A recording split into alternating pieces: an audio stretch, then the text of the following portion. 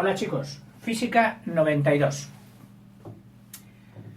Hoy es una segunda parte de la dilatación. Nunca podemos decir que es la última porque en física y en general en todo el conocimiento ya se sabe. Es inacabable, inagotable. Haber explicado la dilatación y no decirte algunas situaciones de la vida donde estamos continuamente tratando con ese fenómeno, con la dilatación, y ya verás que son fenómenos, algunos que no has visto mucho en tu vida real, pero otros sí, ya lo verás.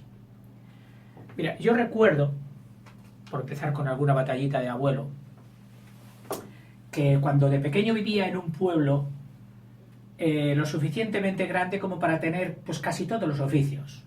Uno de los oficios era el herrador, el que ponía las herraduras a las mulas.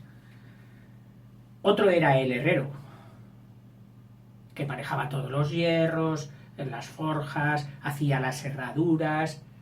Bueno, que las herraduras también las hacía el herrador. Recuerdo que tenía una fragua y él mismo hacía las herraduras. El herrero más bien arreglaba pues todos los aperos del campo y todo esto, en fin. Y había uno que era el carretero. El constructor de los coches antiguos. Los coches antiguos, en los que se acarreaban mercancías, eran los carros, ya que el señor era carretero. Además de hacer la caja del carro, lo más complicado y quizás lo más bonito era la rueda. Tenía que hacer todos los segmentos de circunferencia, de aro de la rueda, de madera, luego todos los radios, luego el tronco, impresionante torneado. Y cuando ya tenía todo lo de madera, seguramente el herrero o él mismo había fabricado una llanta, es decir, una rueda de acero, como un anillo, que debía poner en la rueda pero por fuera. Es decir, si esto era la estructura de madera, y aquí estaban los radios, ahora le tocaba poner aquí el hierro, bien ajustado, muy bien ajustado. Entonces, fíjate lo que hacía. Preparaba una hoguera en la misma puerta de la carretería y cogía esta llanta, este anillo de hierro, que ya estaba totalmente cerrado,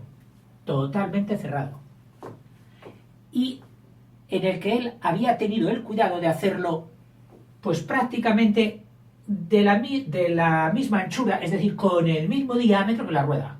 Claro, al ser del mismo diámetro que la rueda, no entraba en la rueda. Necesitaba haberlo hecho un poquito más ancho. Pues no, lo había hecho del mismo diámetro o ligeramente inferior todavía. Pero él sabía una cosa. ¿Sabría que el carretero la palabra dilatación no la sabría? Pero lo que sí sabía, porque se lo habrían enseñado sus padres y sus abuelos, es que el hierro, esta llanta de hierro, cuando la metiese ahí, en medio de la hoguera,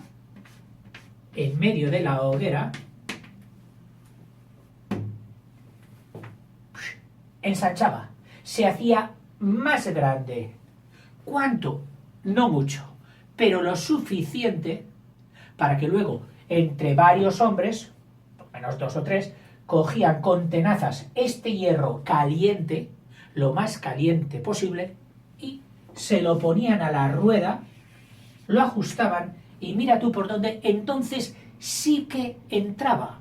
El hierro se había ensanchado y lograba entrar un poquito, y el resto, a golpe, a mazo, lo encajaban para que la rueda quedase totalmente ajustada con el hierro. Cuando el hierro se enfriaba, volvía a recuperar, volvía a contraerse, a recuperar su tamaño anterior y hacía que toda esta estructura de madera, además de los artilugios que él hubiera puesto de encaste, es decir, de meter una madera en otra, lo mismo que los radios encastados, metidos por dentro un trozo, lo mismo aquí que en el torno, pues Además de eso, el aro servía de cinto, de cincho, para apretar toda la estructura de la rueda. Y eso ya no se salía. Ya no se salía. No sé si luego algunos clavaban un clavo a la madera, no lo recuerdo, pero solamente con la presión del hierro frío ya sobre la madera lograba. ¿Ves? Han utilizado la dilatación. Por cierto, que este tipo de ajustes, este tipo de encaje se sigue haciendo hoy, pero a la moderna. Pero además con trucos semejantes, pero no iguales. Resulta que para encajar una pieza, digamos, hembra con una pieza macho, es decir, meter esto aquí, y quieren que quede totalmente ajustado, pero sin soldadura, fíjate lo que hacen. Cogen, meten esta pieza en nitrógeno líquido. El nitrógeno es el principal componente del aire. Y para hacerlo líquido han tenido que cogerlo con unas máquinas impresionantes de bombas de presión, apretujarlo, coger todos los átomos las moléculas y átomos de nitrógeno y comprimirlas. Al comprimirlas adquieren calor, entonces tú quitas el calor, vuelves a comprimir, quitas calor, vuelves a comprimir, quita calor. Total, que eso va bajando temperatura hasta llegar a 192 o 196 bajo cero. Entonces, al meter esta pieza en un frasco especial que contiene hidrógeno líquido a menos 196 grados, meten esta pieza y el nitrógeno al contacto empieza como a hervir, claro, roba calor al hierro, que está más caliente que él, y hace como que hierve. Efectivamente está hirviendo. Se evapora aparte, pero como hay más, al final acaba este hierro sobreenfriado, es decir, enfriado más de lo normal. Pero es que también se ha contraído, es decir, se ha hecho menor de volumen. Y con ese poquito de volumen que ha reducido, se mete aquí y ya encaja. Pum, mira que bien encaja ahora. Sí, está justico, pero encaja. Cuando este cuerpo recupere otra vez la temperatura normal, que es la temperatura ambiente, y para recuperarla solo tiene que coger calor del ambiente, lo va cogiendo poco a poco, quedará con su tamaño normal, súper ajustado y fuerte, metido dentro de la hembra, de la pieza hembra. Fíjate, utilizan el mismo fenómeno. Dilatación positiva, ensanche. Dilatación negativa, a través de frío, contracción. Dilatación, contracción. Otro efecto. Cuando un albañil, un paleta le decimos en España, está poniendo baldosines en una pared, azulejos, él sabe que no puede ponerlos pegando unos con otros, y así todos desde el principio al fin. Porque el día que a la señora de la casa le dé por subir un poco la temperatura, porque es invierno, porque las ollas han caldeado mucho la habitación, la pequeña dilatación superficial que van a tener cada baldosín va a tener una dilatación en ambos sentidos, lo que llamamos la dilatación superficial. Esa dilatación, por mínima que sea, que pueden ser micras, es decir, millonésimas partes del metro, pero claro, al juntar una millonésima de este, con la millonésima del siguiente, con la millonésima del siguiente, con los de toda la pared, pues puede hacer una dilatación total de 1 milímetro, de 2 milímetros, y esa longitud es suficiente para que algún ladrillo salte, se rompa, estrangulado por sus hermanos, se despegue, al correrse, se despegue de la masa que le pusieron para pegarle a la pared, porque no tiene la misma dilatación que la masa. En fin, por eso siempre que colocan baldosines dejan una juntura mínima de separación entre baldosín y baldosín, que algunos para coger una medida pues colocan ahí un palillito. Modernamente se venden unas piececitas de plástico que se encajan aquí tipo crudo y entonces ya los 4 clic los meten y quedan separados, y luego se rellena esta rajita, esta hendidura se rellena pues con una pasta de cemento, que no tenga la dilatación que tienen estos baldosines. ¿Ves? Otra, las cazuelas de barro hacen una comida muy rica, pero tienen el problema de que cuando calienta la cazuela o sea, está fría, la pone en el fuego. Entonces, a todo el culo de la cazuela, que son cazuelas que no tienen para empezar ángulos rectos, esto no. ¿Por qué? Porque saben que este barro se va a dilatar con el calor y empujará hacia aquí. Si han puesto una llama muy fuerte y muy concentrada en un punto del culo, solo en esta zona, ¿qué ocurre? Que esta parte del barro se dilata, mientras que esta, por no ser muy grande la conductividad del barro, más bien muy pequeña, pues contrasta la longitud que ha tomado esto con la inmovilidad de estos. Y al haber esas fuerzas de una parte y de la otra parte que dice, no, a mí no me aprietas, ¡plac!, surge la rajita. ¡Ay, se me ha rajado la cazuela! ¿Qué has hecho? Oh, pues yo ponerla al fuego. ¿Pero cómo? Hombre, lo puse.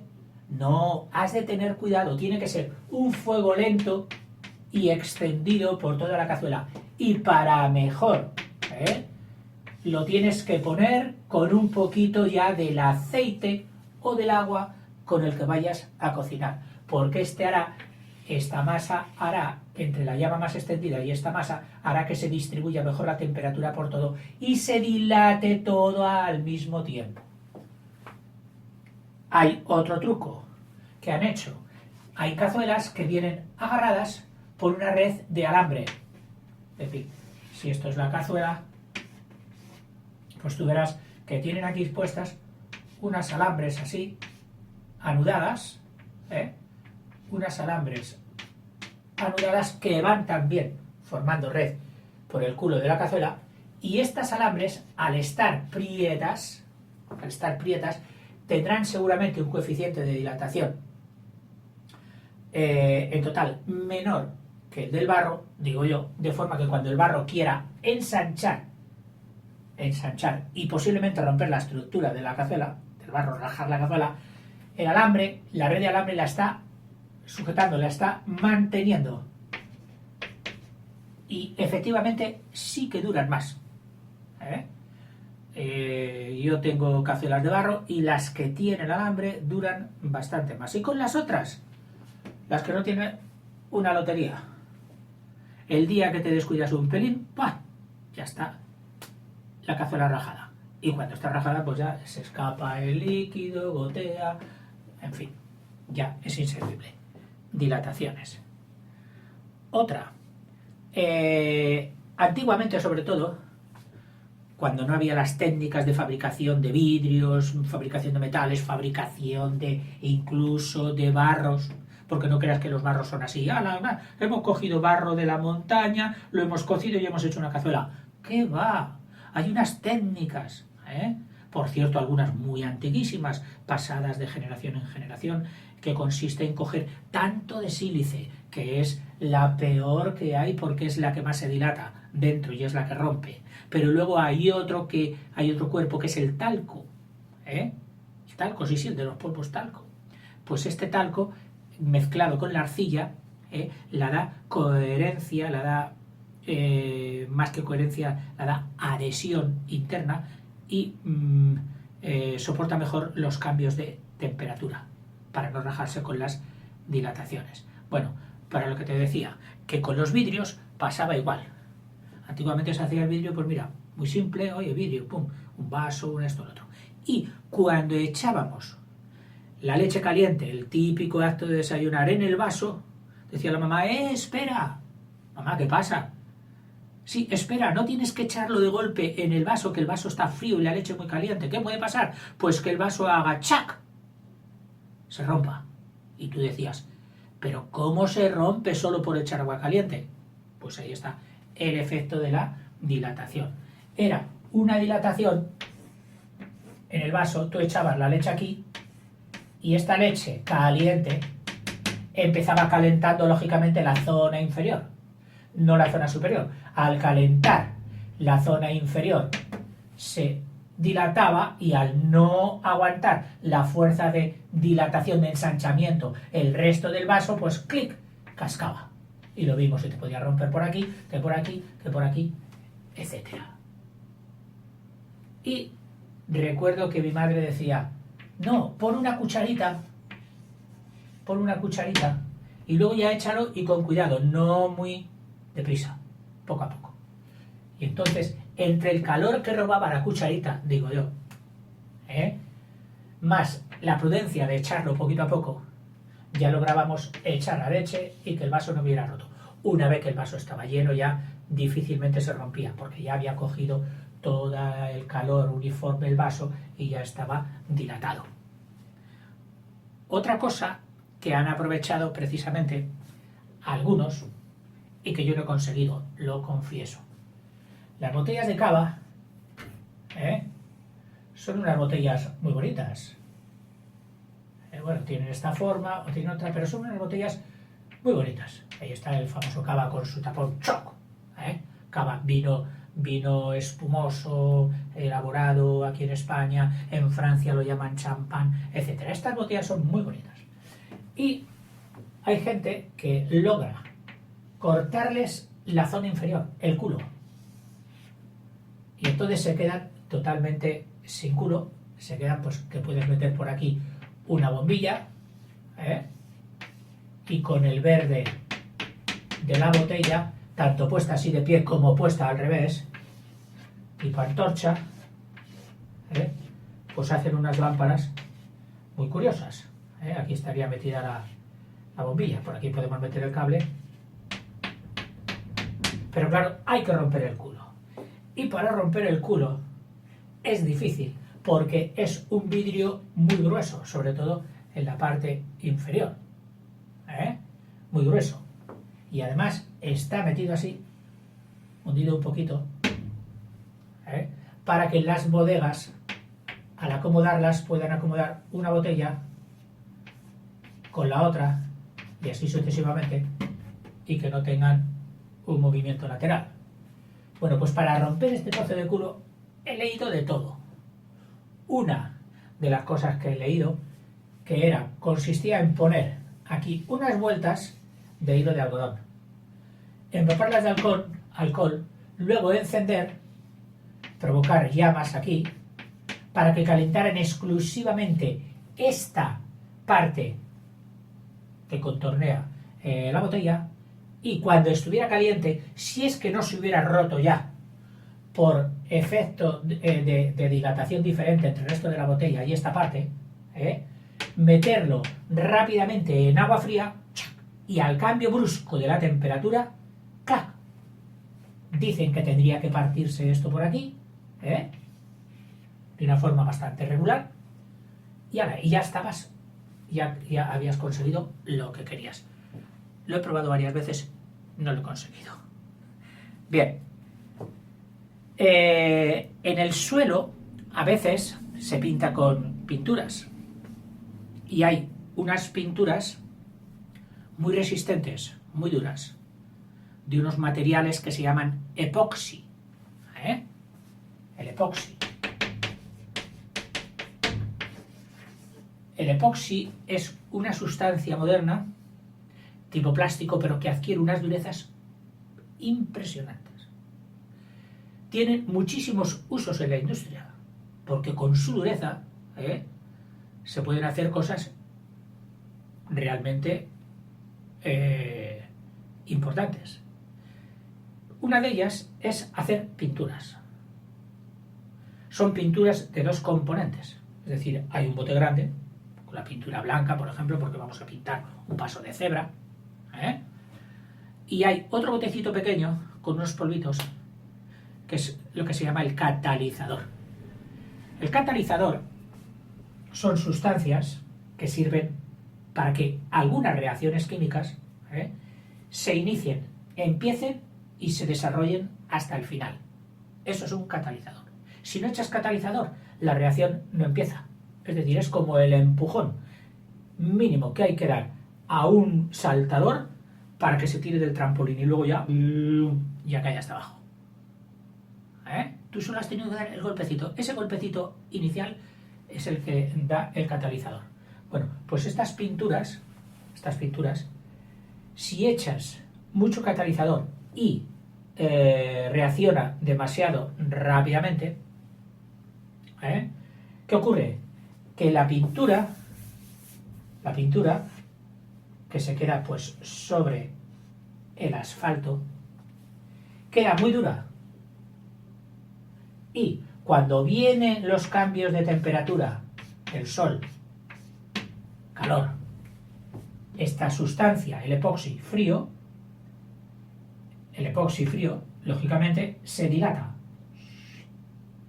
Cuando llega la noche se contrae, del día se dilata, y cuanto más brusco sea el paso de temperatura del día a la noche, puede hacer que el epoxi se clac, clac, salta como si fuera cristal, clac, y al saltar, no solo esto, sino que hay trocitos que también por este efecto se han despegado, clac. Oye, mira, ha roto, y no solo roto, sino que se ha desprendido un trozo. Esto pasa con estas pinturas muy duras. Cuando hacen solados de cemento, una cancha de intemperie, no sé qué, hoy ya han sacado cementos que aguantan bien las dilataciones, o han hecho que su coeficiente de dilatación sea menor y apenas dilatan. Pero todavía hoy, y más antiguamente, cuando una empresa de construcción hacía una cancha de básquet o una cancha de cemento, sobre todo que iba a estar a la intemperie, es decir, que iba a sufrir cambios de temperatura,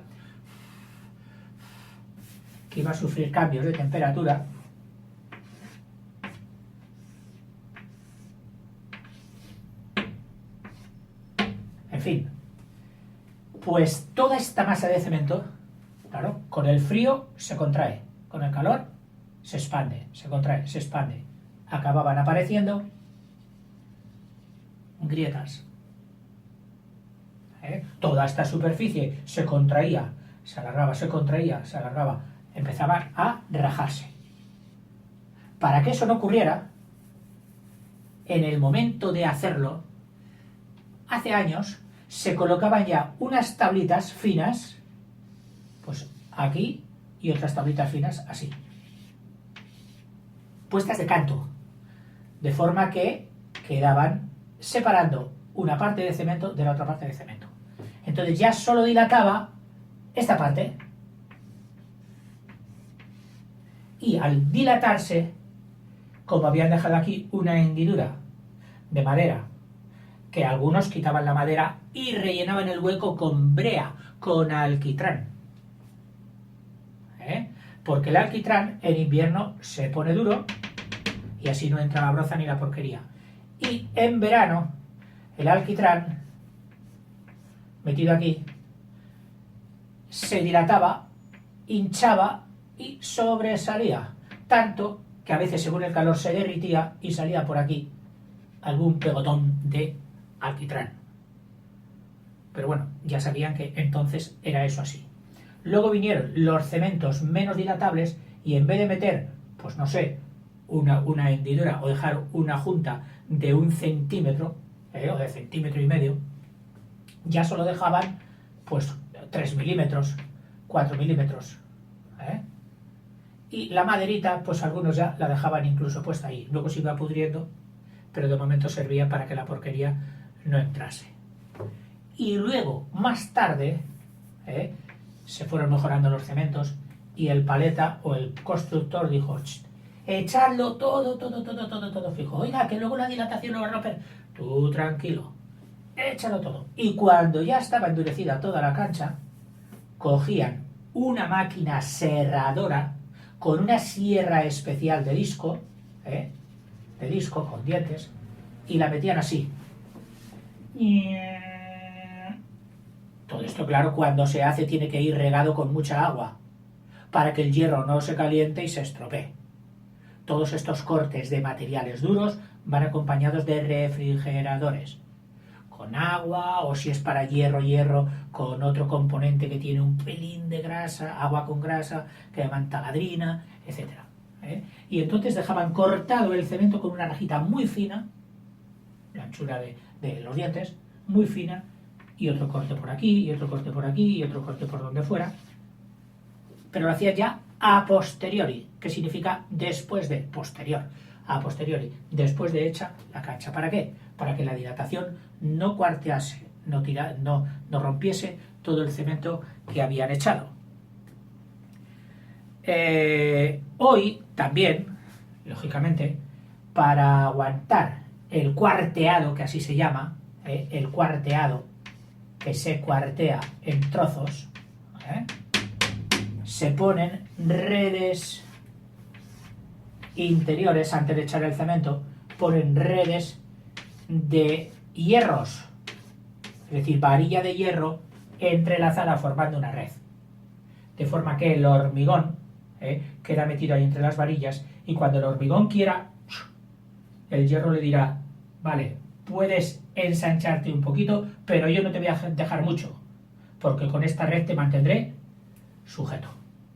Este fue el principio del hormigón armado, o del cemento armado, que fue un invento, vamos, maravilloso.